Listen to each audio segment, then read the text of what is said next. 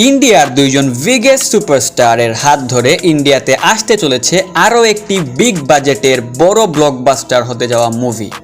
এবং এই মুভিটি স্পাই ইউনিভার্সের সব থেকে গুরুত্বপূর্ণ একটি মুভি। স্পাই ইউনিভার্স হতে যাচ্ছে আরও ডার্ক, আরও অ্যাকশন। স্পাই ইউনিভার্সের ডেবিউ হলো জুনিয়র এনটিআরের এবং তার অ্যাকশন স্পাই ইউনিভার্সে জুড়ে দিবে আরও একটি নতুন ভাইব। ঋত্বিক রোশন বনাম জুনিয়র এনটিআরের এই ফাইট বা ব্যাটল দেখার জন্য অনেক দিন ধরেই ওয়েট করছিল ভারতের ফিল্ম প্রেমীরা। অবশেষে তা আসতে চলেছে এবছর। ইয়াশ রাজ ফিল্মসের স্পাই ইউনিভার্স এবার আরও বড়, আরও ডার্ক। ওয়ার 2 সিনেমায় আমরা দেখতে পাচ্ছি দুই সুপারস্টারের মুখোমুখি সংঘর্ষ, ঋত্বিক রোশন ভার্সেস জুনিয়র এনটিআর। এই ট্রেলারে প্রথমেই নজরে আসে এক বিশ্বজোড়া ষড়যন্ত্র, যেখানে কাবির চরিত্রটি ফিরে এসেছে আগের থেকে রহস্যময় ও ভয়ঙ্কর রূপে।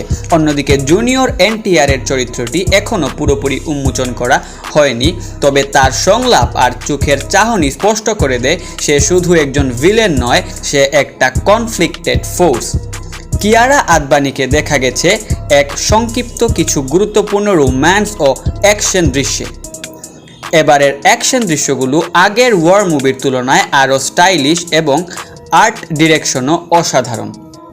ওয়ার 2 শুধু একটি মুভি না, এটি ভারতীয় স্পাই ইউনিভার্সের ভবিষ্যৎ গড়ার একটি বড় ধাপ।